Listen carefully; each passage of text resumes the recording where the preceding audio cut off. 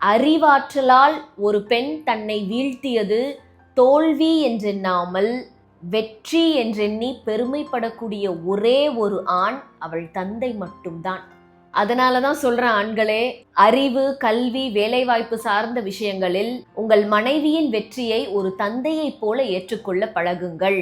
மனைவி எப்படி என் மகளாக முடியும்னு யோசிக்கிறீங்களா? நீங்கள் அதிகம் நேசிக்கும் உங்கள் மகளின் தாய் உங்களை அதிகம் நேசித்ததால் உங்களுக்கு கிடைத்த பதவி உயர்வுதான் தந்தை என்னும் அங்கீகாரம் என்பதை நினைவில் கொள்ளுங்கள்.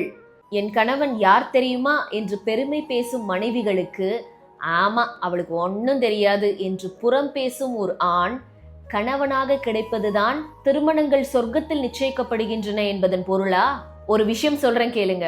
உங்கள் மனைவி பல தருணங்களில் தனக்கு ஒன்றும் தெரியாதது போல் காட்டிக்கொள்ள காரணம் அவள் மடமை அல்ல, என்னவனுக்கு எல்லாம் தெரியும் என்று செருக்குதான்.